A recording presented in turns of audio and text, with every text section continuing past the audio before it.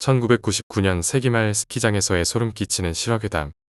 당시 상황을 묘사하자면 뺀질이가 저를 쳐다보며 담배를 물고 있었습니다. 그러다 담배가 입에서 튕겨나가더니 숨 넘어가는 듯한 절규 비슷한 소리와 함께 가래 끓는 소리가 들렸습니다. 팔이 허우적거리고 다리가 바둥거리며 눈은 동그랗게 떠져 있었습니다. 공포에 질린 눈빛이었습니다. 그리고 저는 뛰었습니다. 방 안에는 전등불이 켜져 있었고 화장실은 제가 막 불을 끄고 나온 상태였습니다. 뚱이 과장의 비명 소리에 모두 깜짝 놀라 정신이 들었고 저는 무심히 뒤를 돌아봤습니다. 엎어진 상태에서 활짝 열린 화장실 문과 어둠 이외에는 아무것도 없었습니다. 뭐야? 무슨 일이야? 제가 이렇게 말했지만 녀석은 화장실 쪽을 뚫어져라 쳐다보며 아무 말도 하지 않았습니다. 제가 버럭 소리를 지르며 어깨를 확 잡아채자 뺀질이가 겨우 입을 열었습니다. 저기 뭐 화장실 뭐. 너 때문에 얼마나 놀랐는지 알아? 그때 방바닥에서 담배 연기가 피어오르고 있었습니다. 그제서야 뺀질이가 담배를 주었습니다. 뚱이 과장은 반실신 상태였고 겁에 질려 완전히 쪼그라든 상태였습니다. 심장 박동 소리가 들릴 정도로요. 말해봐라, 무슨 일이야? 제가 물었습니다. 뚱이 과장이 저를 보더니 내 왼쪽 어깨 뒤에 여자 머리가 매달려 있었어. 떨리는 목소리로 말했습니다. 즉, 머리가 두 개였던 거죠.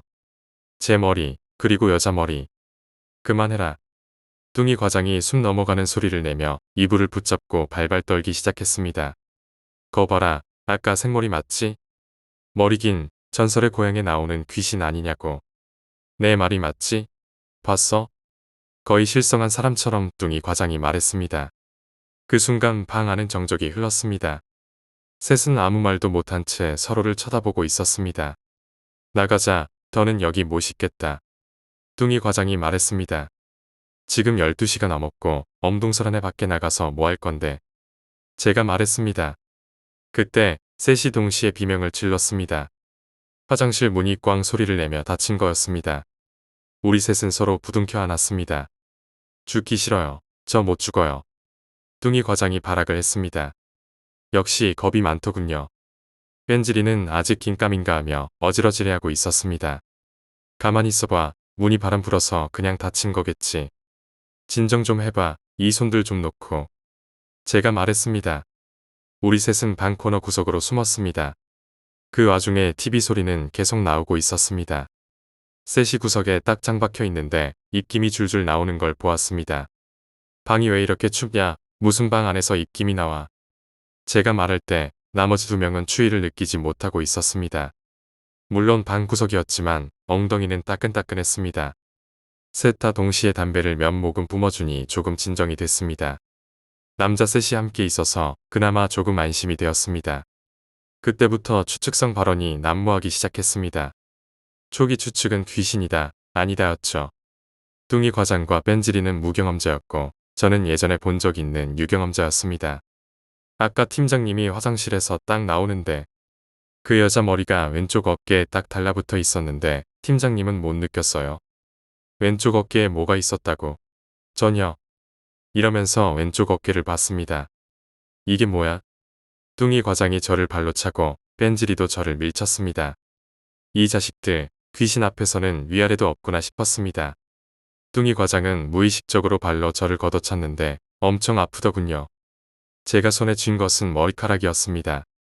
제 머리는 짧은 스포츠형이라 6cm 정도였는데 손에 쥔 머리카락은 엄청 길었습니다.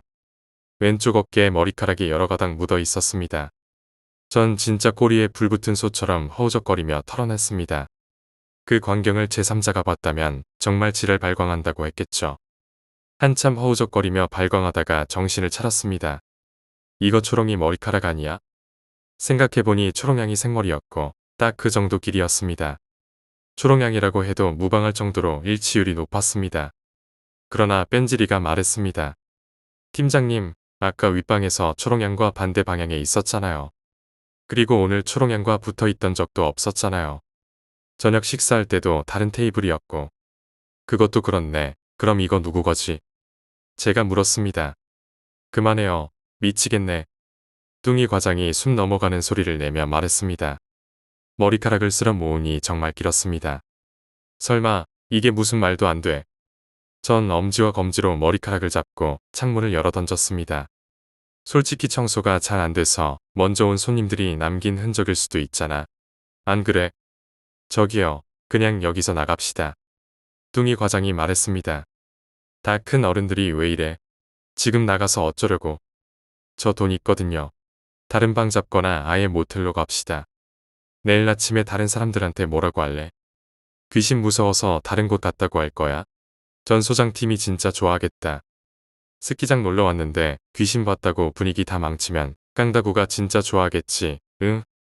제가 강하게 밀어붙이자 두 사람은 어쩔 수 없이 얼어붙었습니다. 저도 당장이라도 여기를 나가고 싶었지만 시간도 시간이고 내일 변명할 거리도 없어서 어쩔 수 없이 버티기로 했습니다. 귀신보다는 대명분이 앞섰죠. TV 볼륨을 크게 해서 분위기 반전을 노렸지만 오히려 더 거슬려서 다시 낮췄습니다. 도대체 이 방에 왜? 이런 상황을 처음 경험한 두 명은 머릿속이 하얗게 비어 있었을 겁니다. 이제 머리가 조금 굴러갈 만한 여유가 생기자 통밥을 굴리기 시작했습니다. 일단 귀신이냐 아니냐의 의구심은 저 멀리 사라졌습니다. 혼자 본 게 아니라 셋이 다 봤으니 말입니다. 방 안은 여전히 시베리아 벌판처럼 추웠고 오싹한 한기가 찌를 듯 강했습니다. 물론 엉덩이는 여전히 따뜻했습니다. 다들 이불을 목까지 끌어당기고 시선은 화장실 문에 고정되어 있었습니다. 그 상태로 잠도 안 들고 아침이 밝아올 때까지 버티기로 했습니다. 가장 걱정됐던 것은 첫째, 그것이 우리를 습격할까봐. 둘째, 소변이 마려워질까봐. 셋째, 잠이 올까봐. 이 세 가지만 극복하면 새벽이 올 때까지 버틸 수 있을 것 같았습니다. 물론 콘도 복도나 다른 곳으로 이동할 수도 있었겠지만 밖은 사람이 버틸 만한 논도가 아니었습니다. 너무 추워서 콘도 복도에서 버틸 수도 없고 은행팀이 있는 위층으로 올라갈 수도 없는 진퇴양난이었죠. 추위보다는 귀신이 더 무서웠지만 어리둥절해서 깊이 생각할 상황도 아니었습니다. 방 코너 구석에 몸을 부여잡고 쭈그리고 앉아있는 것이 전부였습니다. 세 명이 앉아있다가 슬슬 졸기 시작했습니다. 이 무슨 엽기적인 장면인지 모르겠지만 사실 보고도 긴가민가한 마음이 더 컸습니다. 21세기인데 말이죠. 그때는 공포감 반, 불신 반의 심리 상태였습니다. 시간은 아직 1시를 넘기지 않은 상태였습니다. 다들 눈을 감고 있었지만 숙면을 취하지 못하고 어리버리한 상태였습니다.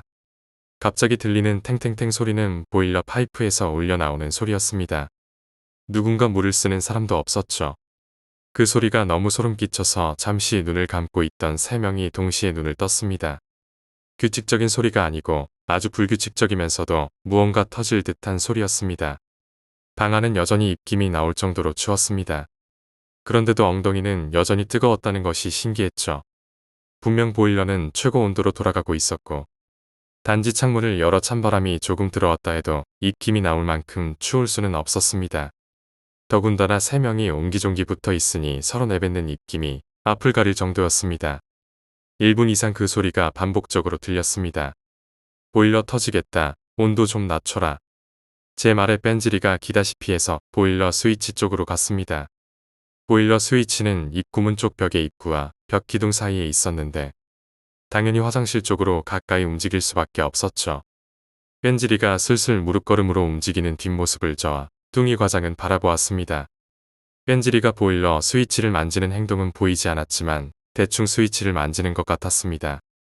보일러 스위치 반대편 창문 아래에 있던 증가방 중 하나가 쓰러졌습니다. 그 소리에 뺀지리가 깜짝 놀라면서 몸을 틀어 저희 쪽으로 달려왔습니다. 그 순간 룸이 갑자기 어두워졌습니다. 전등불이 꺼졌습니다. 뺀지리와 뚱이 과장이 외마디 비명을 질렀습니다. 다시 셋이 이불을 덮어쓰고 얼굴만 내밀었습니다. 보일러 온도 낮추라니까 누가 불을 끄라고 그랬냐? 제가 말했습니다. 저는 정말 전기 스위치에 손댄 적 없어요. 분명 보일러만 만졌는데. 뺀지리가 대답했습니다. 불을 켜라고 했지만 뺀지리는 대꾸조차 하지 않았습니다. 저는 용기를 내서 상체를 일으키려고 했습니다. 그때 다시 보일러 파이프에서 소리가 들렸습니다. 방금 다잡았던 마음이 다시 내려앉았습니다. 저도 움직이지 못할 것 같았습니다. 1분 정도 소리를 내다가 조용해졌습니다. 다행히도 TV 소리와 불빛이 있어서 정신을 붙잡을 수 있었습니다. 불을 켜긴 해야 했지만 명령조로 부릴 사람이 없었습니다. 저 혼자 가야겠다고 마음을 다잡고 상체를 다시 일으켰습니다. 처음에 나는 소리는 딱 한 번의 음절로 달그락거리는 소리였습니다. 문고리 돌아가는 소리였습니다. 30년 동안 들어왔던 너무나도 익숙한 소리였습니다. 우리 집 현관문을 열 때도 나는 소리, 내 방문을 열 때도 나는 소리, 화장실 문을 열 때도 나는 소리. 바로 우리 일상 속의 소리였죠. 그런 익숙한 소리가 공포 그 자체로 다가왔습니다. 왜냐하면 그때는 문고리를 돌리는 사람이 아무도 없었기 때문이었습니다. 딸그락하는 소리가 딱 한 번 들렸습니다. 저는 막 일으켰던 상체를 다시 낮췄습니다. 이 상태에서 움직이는 건 자살 행위처럼 느껴졌습니다. 소리가 난 직후 거의 1초도 지나지 않았습니다. 저 소리 나만 들었나? 하는 생각이 들었습니다. 무슨 소리 안 났냐? 제가 물었습니다. 문고리 돌아가는 소리요. 뺀질이가 대답했습니다. 그래, 내가 들은 소리가 맞았구나 생각하니 소름이 등 뒤에서부터 똥구멍까지 급속도로 내려와서 어깨가 확 쪼그라들었습니다. 정말 여기 혼자 있었다면 기절하거나 정신이 안드로메다로 날아갔을 것입니다. 전등 스위치는 보일러 온도 조절기 옆에 있었습니다. 그 거리가 어찌나 멀게 느껴지던지 평생 가도 못 갈 것 같은 거리였습니다. 그 누구도 말문을 열지 않았고 용기 내서 불을 켜러 가는 사람도 없었습니다. 누가 밖에서 문고리를 돌린 거 아닐까? 제가 물었습니다. 그러면서도 한 가지 궁한 기분이 머릿속을 떠올랐습니다. 그 소리의 특징이 떠올랐습니다. 현관문, 내 방문, 화장실 문, 다 문고리 소리가 조금씩 다릅니다. 특히 현관문은 많이 사용하는 문이라서 경쾌한 달그락 소리가 납니다. 내 방문은 묵음이 조금 가미된 달그락 소리가 나고요. 화장실처럼 공간이 울리는 곳에서의 문고리 소리는 특유의 울림이 있습니다.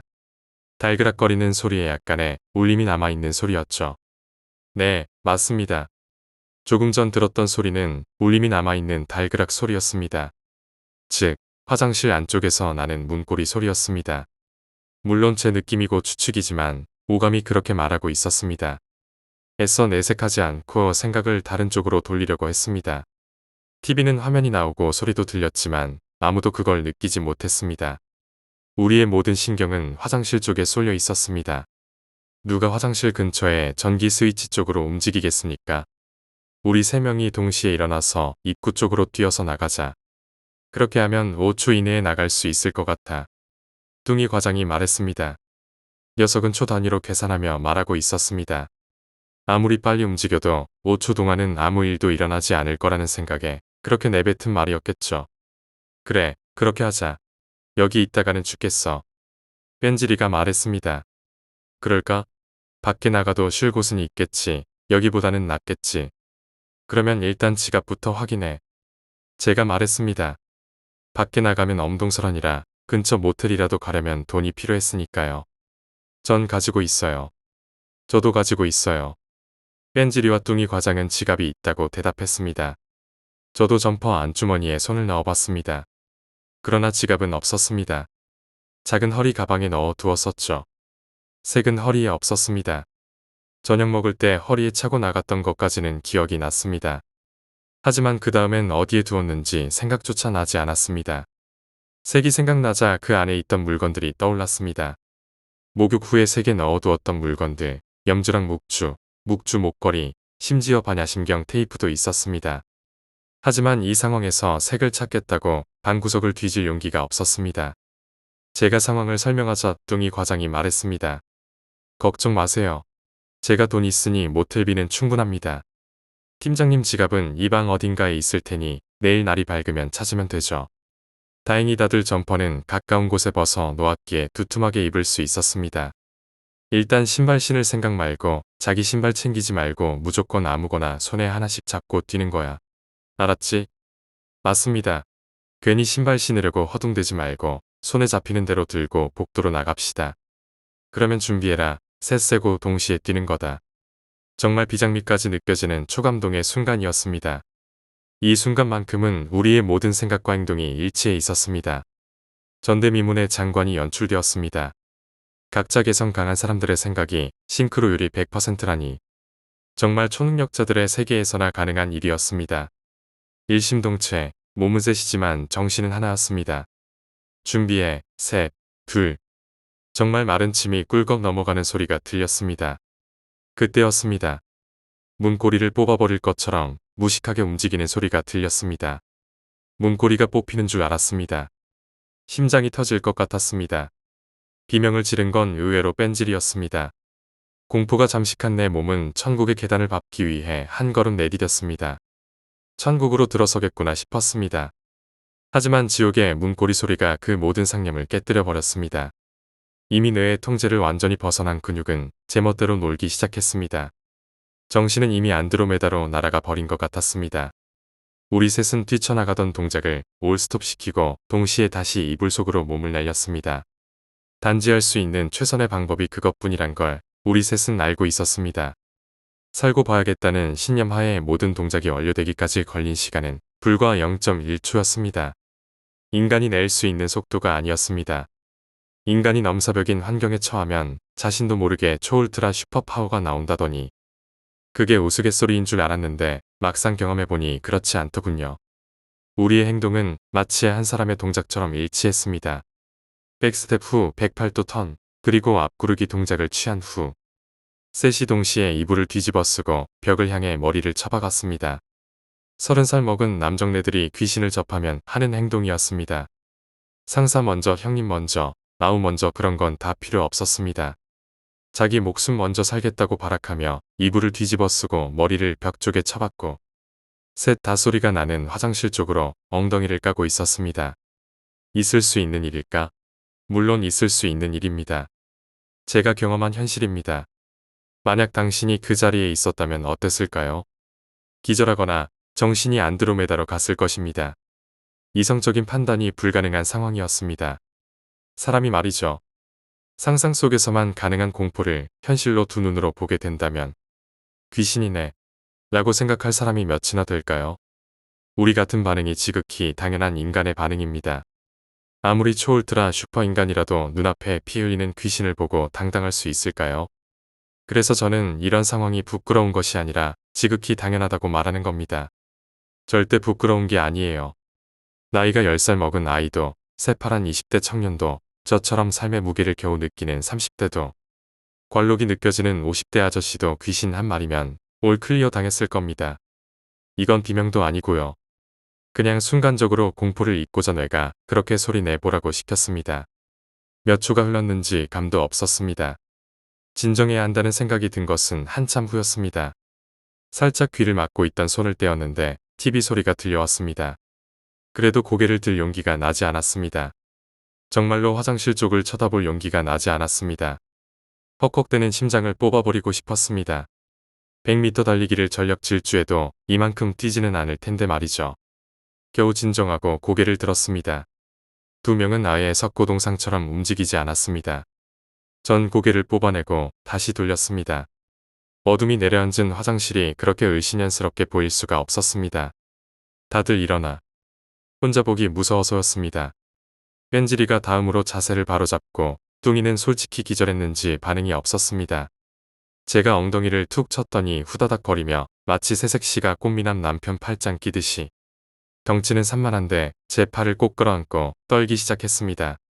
제가 뿌리쳤지만 남의 집 기둥뿌리 붙잡고 늘어지듯이 계속 팔을 잡고 있었습니다.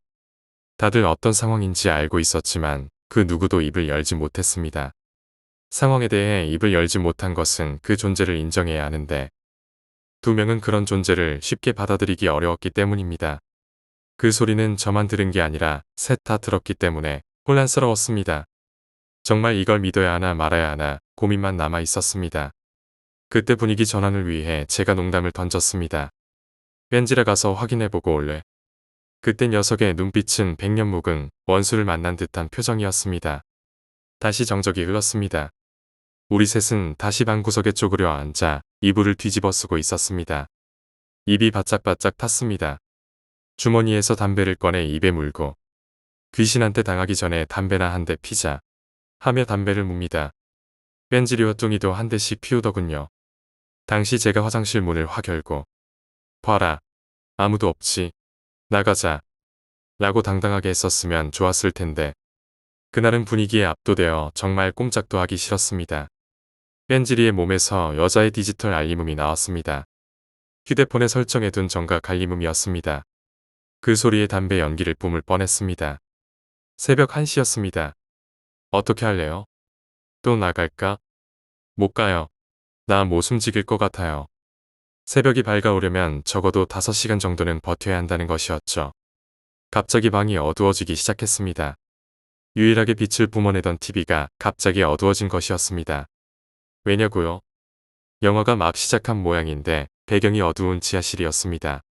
지하가 배경이라 TV 불빛이 확 줄어들었습니다. 그 영화는 지금도 기억납니다.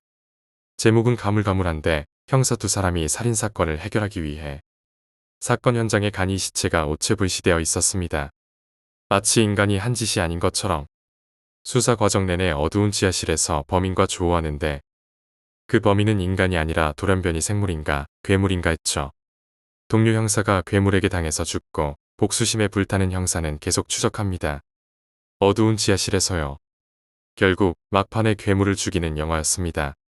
어두운 것도 지겨운데 내내 비명 지르고 난리였죠. 그때 리모컨을 찾았으면 채널을 돌렸을 텐데 리모컨이 이불 위에 올려져 있다가 이불을 털어버리면서 저쪽으로 튕겨나가 버렸습니다. 그리고 TV 자체 버튼은 콘도 측에서 손님이 자꾸 TV를 만져서 고장나는 바람에 덮개를 못 열게 붙여놓은 상황이었습니다. 저 영화 짜증난다. 뺀지라 리모컨 주워와.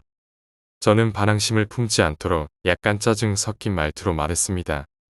시간이 좀 지나서 한숨 돌린 상태였고 뺀지리는 여전히 반신반의하는 상태였습니다. 이러고 있으니 추운 밖으로 나가지 말고 이대로 있는 게 낫겠다는 생각이 들기도 했습니다. 뚱이는 아예 움직이지 않으려고 작정한 듯 했습니다. 나중에 벤지리가 그 당시 상황을 회상하기 우리가 나가려고 하니 그것이 못 나가게 하려고 하는 것 같았다고 했습니다. 나가려고 하면 진짜로 확 죽일 것 같았다고요. 그만큼 긴장과 압박을 느끼던 시간이었습니다. 제 말에 벤지리가 멈칫멈칫하더니 리모컨 쪽으로 움직였습니다. 뚱이 과장은 그 장면을 마치 공포영화 보듯이 긴장하며 지켜봤습니다. 지금 생각하면 웃긴 모습이지만 그때는 저도 긴장했습니다. 아마도 진짜 공포영화라면 이 장면에서 사람을 한번 놀라게 할 만한 영상이 나왔겠죠. 뺀지리는 거의 무릎걸음으로 리모컨까지 1m 남짓한 거리까지 갔습니다. 이제 손만 뻗으면 닿을 것 같았죠. 그런데 비명소리가 났습니다. 영화 속 여주인공이 괴물과 부딪혀 비명을 질러대고 있었습니다. 그냥 영화 속으로 뛰어들어가서 양손으로 뺨을 때리고 싶었습니다. 저와 뚱이도 화들짝 놀랐는데 올 뺀지리는 얼마나 놀랐을까요? 저와 뚱이는 갑작스러운 TV 소리에 잠시 TV 화면으로 시선을 돌렸다가 다시 뺀지리 쪽으로 시선을 돌렸습니다. 뺀지리는 그 자리에 멈춰 있었습니다. 오른손은 리모컨을 잡으려 하고 그 상태로 스톱 버튼을 누른 것처럼 멈춰 있었습니다. 저는 눈을 크게 떴습니다. 왜 저래? 라고 생각하며 초집중하자 뺀지리 앞에 리모컨과 리모컨 앞 3m 정도에 놓인 물건에 시선이 고정되었습니다. 상당히 어두웠지만 그 물체가 무엇인지는 금방 알 수 있었습니다. 스키 장갑이었습니다. 두툼한 벙어리 장갑이었고 특히나 그놈이 흰색 유광 비닐 재질이라 더욱 쉽게 알아볼 수 있었습니다. 그리고 그것이 왜 눈에 들어왔느냐 하면 뺀지리의 두 눈이 그 장갑을 가리키고 있었기 때문이었습니다. 녀석은 모든 활동을 중지한 채 장갑만 뚫어지게 쳐다보고 있었습니다. 그리고 움직였습니다. 출렁거리는 이불의 느낌이 들었습니다. 쥐새끼처럼 움직였다가 멈추고 다시 움직였습니다. 스키 벙어리 장갑이 사사삭 움직이더니 한 템포 쉬고 다시 사사삭 움직였습니다. 짐꾸러미 위에 던져졌던 장갑이 바닥에 떨어졌는데 그 장갑이 사사삭 하면서 움직인 것이었습니다. 저와 뚱이는 누가 스탑 버튼을 누른 것처럼 온몸이 굳어버린 것 같았습니다. 온몸의 감각이 완전히 안드로메다로 날아간 겁니다. 눈앞의 사실을 인정하고 싶지 않았습니다. 우리 셋은 올스톱 상태로 아무 생각도 없이 굳어 있었습니다. 장갑이 움직이는 것을 보고 나서는 정신이 유체이탈을 준비하고 있었습니다. 솔직히 말하자면 우리 셋은 사고가 마비된 상태였고 오감이 완전히 마비된 상태였습니다. 물론 시각만은 살아 있었습니다. 왜냐하면 장갑을 보고 있었으니까요. 만약 완전히 깜깜한 밤에 혼자 무서운 폐가에 앉아 있다가 뒤가 근질근질하고 공포감이 밀려와 뒤돌아보기 싫었는데 세상에 귀신이 어디 있겠어 하고 용기 내서 뒤돌아봤는데 머리 산발한 머리통만 공중에 떠 있는 걸 두 눈으로 본다면 기분이 어떻겠어요? 호흡이 가빠지다 못해 숨을 못 쉴 지경이 됐습니다. 기도를 누가 목 조르는 것 같았습니다. 그나마 옆에 뚱이와 뺀질이가 있어서 위안이 됐지만 뺀질이는 혼자 있었으니 기절하지 않은 게 신기했습니다. 어깨가 완전히 뻐근해서 말하려고 해도 말이 나오지 않았습니다.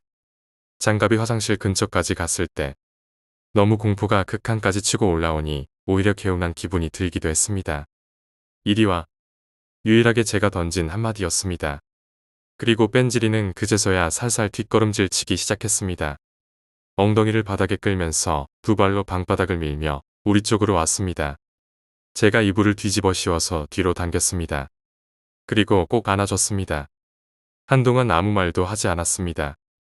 현관문 쪽으로 나가려 하면 저 지랄이라니. 우리를 여기 가둬두려는 것 같았습니다. 고요한 정적이 방 안을 감돌았고 영화는 막판을 향해 치닫고 있었습니다. 물론 리모컨은 방 가운데에 있었고 장갑은 화장실 입구 쪽에 있었습니다. 이게 무슨 우스운 상황인지 모르겠습니다. 현관 입구까지 뛰면 불과 5초였지만 그 5초를 극복하지 못한 우리 셋이었습니다. 장갑이 움직이는 걸 본 이후로 트라우마에 빠져 넉다운 상태였습니다. 이제 겨우 2시쯤 됐을 겁니다. 드디어 시동이 걸렸습니다. 첫 번째 주자는 뺀질이었습니다. 큰일 났습니다. 화장실 가고 싶어요. 그럼 가야지. 아까부터 꼼지락대더니 드디어 터진 것 같았습니다. 화장실 가면 그만인데 우리는 왜 못 갔을까요? 주범은 맥주와 공포가 짬뽕되어 방광을 자극한 것이죠. 다행히 큰일은 아니라서 불행 중 다행이었지만요. 그러나 생리현상은 공포와는 별개로 우리 몸을 강타했고 그 첫 번째 주자가 뺀질이었습니다. 그냥 나가고 싶었습니다. 하지만 움직이면 무슨 일이 생길 것 같은 두려움에 모두 꼼짝 못하고 있었습니다. 정말 다행인 것은 그것이 직접 우리에게 덤비지는 않았다는 것이었습니다. 뺀질이 얼굴을 보니 참다 말한 것 같았습니다. 멀고도 가까운 곳이 바로 화장실이었습니다. 코앞에 두고도 발걸음을 떼기 힘든 곳이었습니다. 방구석에 셋이 있는데 여기서 이를 볼 수는 없었죠. 셋이서 두리번거리다가 좋은 목표물을 발견했습니다. 음료수 먹다가 남긴 페트병이었습니다. 아까 뺀질이가 샤워 후 몇 모금 들이킨 후 TV 장식장 아래에 놓아둔 것이죠. TV 쪽은 뚱이 과장이 가까웠기에 그에게 가져오라고 말했지만 절대 움직이려 들지 않았습니다. 할 수 없이 제가 엉금엉금 기어서 들고 왔습니다. 그리고 들리는 소리. 이 자식아, 잘 겨냥해. 흘리지 말고. 뺀질이가 물을 빼는 소리에 자극을 받았는지 뚱이 과장도 페트병을 달라고 했습니다. 둘이 물을 다 빼고 다시 담배를 피웠습니다. 우리 내일 해 뜨는 거 볼 수 있겠죠? 무슨 재수 없는 소리야? 근데 이 방 우리만 이랬을까요? 우리 말고도 먼저 온 손님들이 있었을 텐데. 그때 머릿속을 스치는 생각이 있었습니다. 바로 그 버스. 갑자기 울화가 치밀어 올랐습니다. 왜 그 생각을 못했을까요? 그 버스에 있던 놈이 여기까지 따라온 것 같았습니다. 그제야 확실히 생각났습니다. 그래서 어제 그 버스 사건을 유목조목 다 까발렸습니다.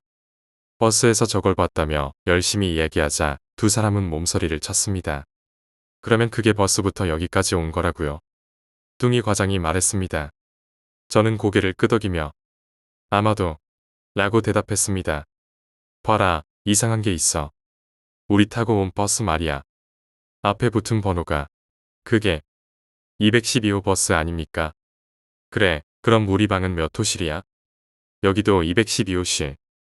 두 사람은 헛바람을 들이키며 고개를 끄덕였습니다. 묘한 일치감에 소름이 돋았습니다. 210이란 무엇을 뜻하는 걸까요? 우리 셋은 숨이 막혀 헉헉거렸습니다. 날 밝으면 다신 여긴 안 올 겁니다. 저 밖에서 밤새라 해도 여긴 못 옵니다. 뚱이가 말했습니다. 그나마 옆에 이렇게 대화할 사람이 있다는 게 얼마나 다행인지 모릅니다. 이곳에 혼자 덩그러니 있었다면 그 버스 우리 갈 때는 타고 가지 맙시다. 뚱이가 말했습니다. 그게 말처럼 되나? 우리만 있는 것도 아니고 은행팀에게 뭐라고 해. 제가 말하자. 아무튼 때려 죽여도 저는 그 버스 안 탑니다. 뚱이가 말했습니다. 그런 걸 겪었는데 용하네요. 어떻게 그걸 보고도 여기까지 아무 말 없이 왔습니까? 뺀질이가 제게 말했습니다.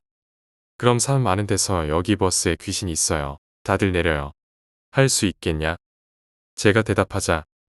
하기야, 나도 그 상황이면 모르겠네요. 뺀질이가 말했습니다. 그런데 아까부터 느낀 것이지만 우리가 가만히 있으면 별일 없었고 나가려고 하면 이상한 상황이 자꾸 발생하는 것이죠. 무서움이 가시자 호기심이 발동했습니다. 첫 번째 충격이 사그라들고 난 뒤였습니다. 얘들아, 오늘 일 말이야. 내일 아무에게도 말하지 마. 누가 이걸 믿겠냐? 뭐라고 하든 말든 전 내일부터 여긴 안 올 겁니다. 뚱이가 말했습니다. 가만히 있어봐. 지금 조용하니까 우리 또 한번 나가볼까? 조용했습니다. 아무도 말하지 않은 걸 보면 시인한다는 뜻이겠죠. 뚱이 과장이 반대할 줄 알았는데 그도 나가고 싶은 마음이 앞섰나 봅니다. 눈앞에 입구문이 있어서 가능할 것 같았습니다. 아까 소리가 났을 때 백스텝을 밟지 않고 뛰었다면 가능했을 텐데 대화를 하고 TV를 보며 시간이 흘러 거의 새벽 3시가 된 시점이었습니다. 거의 아무 일 없었기에 이것이 그냥 우리를 겁주려고 그러는 것 같았습니다. 간이 부풀어 용기도 나기 시작했습니다. 내일부터 여기에 올 이유도 없고 지금 3시니까 밖에서 3시간 정도 버티면 날이 새니 참을 만도 했습니다. 무엇보다도 탈출구가 손 닿을 만큼 가까이 있어서 탈출 욕구가 컸습니다. 어떻게 할래? 아까처럼 뛸래? 이번에도 소리가 나면 멈출 거예요. 그걸 말이라고 하십니까? 무조건 뛰는 겁니다. 소리 나든 말든. 저 두 분들 안 나가도 저 혼자라도 나갑니다. 과감한 뺀질이의 태도에 우리는 마른 침을 삼켰습니다. 만약에 낙오되면 최소 사망이라는 생각이 들었습니다. 혼자 남게 되면 오늘이 마지막일지도 모른다는 생각이 들었습니다. 뛰다가 멈추면 내일 송장이 될지도 모른다는 압박감이 공포보다 더 무서웠습니다. 뚱이 과장은 벌써 땀을 삐질삐질 흘리며 뛰는 모션을 연습하고 있었습니다. 진짜 뛰다가 멈추면 최소 기절일 겁니다. 극도의 긴장감이 우리 셋을 덮었습니다. 1대1승의 생명줄을 잡을 것이냐 말 것이냐의 기로에 섰습니다. 그러나 저는 일순간 짜증이 치밀어 올랐습니다. 우리가 스키장에 놀러와서 이게 무슨 꼴이냐. 남들은 재미있게 노는데 왜 우리는 야밤에 잠도 못 자고 이런 고통을 겪어야 하냐는 생각이 들었습니다. 나 자신에게도 화가 났습니다. 내가 먼저 갈 테니 너희들 따라와, 알았지? 설마 우리를 죽이겠냐? 그냥 화장실에 들어가 볼까? 미쳤어요. 그냥 나갑시다. 갑자기 왜 그래요? 화나잖아. 여기 놀러와서 이게 뭐냐고. 제가 말하자 뚱이는 넋 나간 표정으로 저를 올려다보았습니다. 말은 그렇게 했지만 일어섰다가 다시 앉을 수도 없었습니다. 진짜로 그것이 우리를 못 나가게 할까? 설마 하는 생각도 들고 기분이 찹찹했습니다. 남자 체면에 다시 앉을 수도 없고 애들이 설마 하기에 한숨 한번 내쉬고 나도 모르게 첫 발을 내디뎠습니다. 아무리 TV 불빛이 나온다고는 해도 생각보다 어두웠습니다. 다시 한 걸음을 내디뎠고 머릿속으로 온갖 상황을 일일이 체크했습니다. 화장실 가기 전에 입구문 쪽 전등 스위치를 올릴까? 불이 확 들어오면 괜찮겠지? 아니면 남자답게 화장실 문을 확 열고 불을 켜고 안을 확인해 볼까? 몇 발자국을 더 뗐습니다. 뒤돌아보고 싶었지만 애들이 잘 따라오나 체크하고 싶었지만 기척도 느껴지지 않았습니다. 그런데 뒤돌아보면 더 무서울 것 같아 못 돌아보겠더군요. 앞만 보고 걸어가는데 화장실 문이 정말 을씨년스럽게 보였습니다.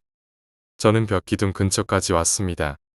입구문이 거의 몇 발자국 앞이었으니 거의 다 온 셈이었죠. 스위치를 먼저 올릴까? 아까 큰 소리 쳤는데 화장실을 먼저 확인할까? 수초간 갈등했습니다. 그러다 지금 아무 일 없으니 남자답게 화장실을 확인하자 싶어 다시 전진했습니다. 그때 하얀색 장갑이 눈에 들어왔습니다. 장갑을 보니 정말 재수없게 보였습니다. 그때 충격이 트라우마가 돼서 저는 하얀색 장갑을 끼지 않게 되었습니다. 여튼 제 위치가 현관 입구문과 화장실 문 사이에 있었습니다. 이 자식들이 나를 따라오는지 빨리 오라고 고함치고 싶었지만 너무 긴장한 나머지 고개를 틀 수가 없었습니다. 따라오겠지 하며 생각만 했습니다. 그리고 화장실 앞에 있는 장갑을 걷어찼습니다. 정말 재수없게 보였습니다. 제가 걷어찬 장갑은 짐꾸러미 쪽으로 날아갔습니다. 그리고 화장실 문 손잡이를 잡았습니다. 차가운 쇠의 감촉이 싸늘했습니다. 뭐 별일 있겠어. 아까 일어났던 게 끝난 거겠지. 그래, 뭐 별일 아니야. 생각하며 문고리를 반쯤 돌렸습니다. 그런데 이상한 감촉이 손에서 느껴졌습니다. 이곳은 상당히 어두웠습니다. 어둠이 공포를 얼마나 유발하는지, 왜 불을 먼저 켜지 않았는지 이해할 수 없었습니다. 지금 생각해도 당연히 불을 먼저 켰어야 했는데요. 나도 모르게 고개를 숙였습니다. 손목에 느껴지는 이상한 감촉을 확인하기 위해서요. 시커멓게 보였습니다. 어두워서 그랬겠지 싶었습니다. 문고리를 반쯤 돌린 상태에서 뭐지? 라고 판단하고 눈으로 확인했습니다. 2초 정도 유심히 손목을 내려다보았습니다. 제가 무슨 생각을 했는지 모르겠습니다. 사실 어두웠기 때문에 혼자만의 상상에 도취되었을 수도 있지만 그건 제 손목을 감고 있는 머리카락이었습니다. 분명 지금도 그때도 그렇게 생각했습니다. 머리카락이 문고리 틈에서 쭉 나와 제 손목을 휘감고 있었습니다. 비명을 질렀던 것 같습니다. 감전당한 사람처럼 손을 마구 당겼습니다. 어찌나 힘이 나던지 정말 죽을 힘을 다해 손을 뺐습니다. 그쪽에서도 잡고 당기는 것 같았습니다. 우당탕 하는 소리를 듣긴 했지만 정말 실성한 것처럼 마구 손을 당겼습니다. 그게 날 잡고 당긴 건지 내가 혼자 미쳐서 발광한 건지 이해할 만큼 정신이 온전치 않았습니다. 죽을 힘을 다해 손을 뽑아내고 뒤도 안 돌아보고 무조건 뛰었습니다. 손목을 부여잡은 채 말입니다. 그리고 제 몸이 붕 떴습니다. 너무 과속한 거죠. 양말과 방바닥 장판에 마찰계수를 초과한 겁니다. 거의 공중에서 유영하듯 몸이 붕 떴는데 그 순간 가슴을 쓸리는 격렬한 고통에 눈이 튀어나올 것 같았습니다. 머리가 쾅 하는 소리와 함께 별들이 쌍쌍 파티를 열고 귀에서 앙소리가 났습니다. 손바닥에 감기는 감촉은 이불의 감촉이었습니다. 오긴 다 왔구나 싶어서 기었습니다. 그리고 누군가의 무릎이 만져졌습니다. 슈퍼펀치를 맞고 넉다운된 것처럼 푸들푸들거렸습니다. 정말 아팠습니다. 가슴과 머리가 웅웅거리며 안면이 찡했습니다. 엉거주춤 자세를 잡았는데 입으로 찝찝한 액체가 느껴졌습니다. 머리가 울리고 통증이 올라왔습니다. 손으로 입을 쓱 닦았는데 손에도 액체가 묻어나왔습니다. 넘어질 때 안면을 방바닥에 처박은 것 같습니다. 코피가 줄줄 터져 나왔습니다. 충격을 받아 터진 코피는 줄줄 새더군요. 급한 대로 이불 자락을 끌어다가 코를 막았습니다. 이 지경이 됐는데도 두 사람은 거들떠보지도 않았습니다. 피를 뿜어내며 돌아온 영웅을 이렇게 대하다니. 코피를 막으며 고개를 들었습니다. 좌우를 둘러보았는데 두 사람은 약속이나 한 듯 눈을 동그랗게 뜨고 한 곳을 쳐다보고 있었습니다. 저도 자연스럽게 그곳을 바라봤습니다. 벽 기둥에 바짝 붙은 시커먼 물체가 보였습니다. 벽 기둥 뒤에서 제 키보다 높은 위치에 걸쳐진 요상한 물체였습니다. 어두워서 헬륨가스 풍선이 떠 있는 것 같았습니다. 저는 1초 만에 그 물체의 진위를 파악할 수 있었습니다. 정말 머리가 길었습니다. 적어도 50cm는 되는 것 같았습니다. 엉망으로 길게 늘어진 사람 머리였습니다. 사람 머리통이요. 머리통이 벽 기둥 사이에 걸쳐져 마치 우리를 쳐다보는 느낌이었습니다. 머리가 워낙 산발이라 안면 윤곽은 확인할 수 없었지만 여자라는 건 무의식적으로 바로 알 수 있었습니다. 코도, 입도, 눈도 생각나지 않았습니다. 그게 우리를 쳐다보는 느낌은 확실히 받았습니다. 갑자기 빠른 동작으로 벽 기둥 뒤에서 사라졌습니다. 정적, 경직, 그 외에는 아무런 설명이 필요 없는 상황이었습니다. 누구도 비명을 지르지 못했습니다. 코피가 흐르는지 멈췄는지도 모른 채 말이죠. 정말 숨쉬는 소리만 들렸습니다. 충격의 소용돌이가 가라앉아 들 때쯤 괜찮아. 그제야 뺀지리가 제게 물어봤습니다. 손을 내려다보니 완전 피칠갑이 되어 있었습니다. 가만히 있어. 고개 뒤로 젖혀봐.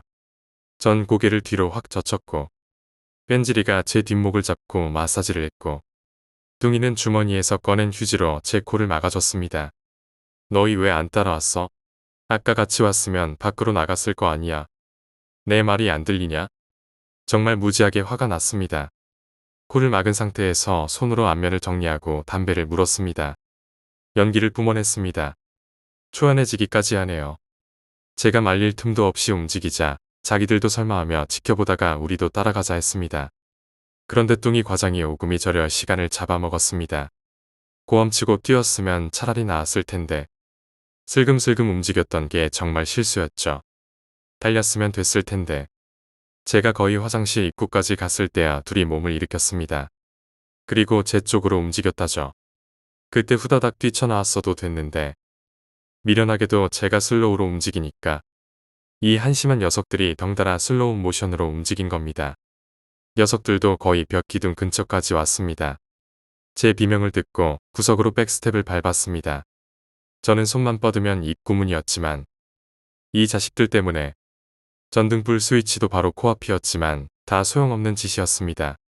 제 몸은 이미 폭주 기관차가 되어 무작정 앞으로 뛰었습니다. 손목을 붙잡고 말입니다. 그리고 제 몸이 붕 떴죠. 너무 과속한 거죠. 양말과 방바닥 장판에 마찰 개수를 넘겼습니다. 거의 공중에서 유영하듯 몸이 붕 떴는데 그 순간 가슴을 쓸리는 격렬한 고통에 눈이 뽑힐 것 같았습니다. 머리가 쾅하는 소리와 함께 별들이 반짝이고 귀에서 앙소리가 났습니다. 그때 손바닥에 감기는 감촉이 이불의 감촉이었습니다. 오긴 다 왔구나 싶어서 기었습니다. 그리고 누군가의 무릎이 만져졌고 저는 거의 넉다운된 것처럼 푸들푸들거렸습니다. 정말 아팠습니다. 가슴과 머리가 웅웅거리며 안면이 찡했습니다. 엉거주춤 자세를 잡았는데 입에서 찝찝한 액체가 느껴졌습니다. 머리가 울리고 통증이 올라왔습니다. 손으로 입을 쓱 닦았는데 손에도 액체가 묻어나왔습니다. 넘어질 때 안면을 방바닥에 처박은 것 같습니다. 코피가 줄줄 터져 나왔습니다. 충격을 받아 터진 코피는 줄줄 새더군요. 급한 대로 이불 자락을 끌어다가 코를 막았습니다. 이 지경이 됐는데도 두 사람은 거들떠보지도 않았습니다. 피를 뿜어내며 돌아온 영웅을 이렇게 대하다니. 코피를 막으며 고개를 들었습니다. 좌우를 둘러보았는데 두 사람은 약속이나 한 듯 눈을 동그랗게 뜨고 한 곳을 쳐다보고 있었습니다. 저도 자연스럽게 그곳을 바라봤습니다. 벽 기둥에 바짝 붙은 시커먼 물체가 보였습니다. 벽 기둥 뒤에서 제 키보다 높은 위치에 걸쳐진 요상한 물체였습니다. 어두워서 헬륨가스 풍선이 떠 있는 것 같았습니다. 저는 1초 만에 그 물체의 진위를 파악할 수 있었습니다. 정말 머리가 길었습니다. 적어도 50cm는 되는 것 같았습니다. 엉망으로 길게 늘어진 사람 머리였습니다. 사람 머리통이요. 머리통이 벽 기둥 사이에 걸쳐져 마치 우리를 쳐다보는 느낌이었습니다. 머리가 워낙 산발이라 안면 윤곽은 확인할 수 없었지만 여자라는 건 무의식적으로 바로 알 수 있었습니다. 코도, 입도, 눈도 생각나지 않았습니다. 그게 우리를 쳐다보는 느낌은 확실히 받았습니다. 갑자기 빠른 동작으로 벽 기둥 뒤에서 사라졌습니다. 정적, 경직, 그 외에는 아무런 설명이 필요 없는 상황이었습니다. 누구도 비명을 지르지 못했습니다. 코피가 흐르는지 멈췄는지도 모른 채 말이죠. 정말 숨쉬는 소리만 들렸습니다.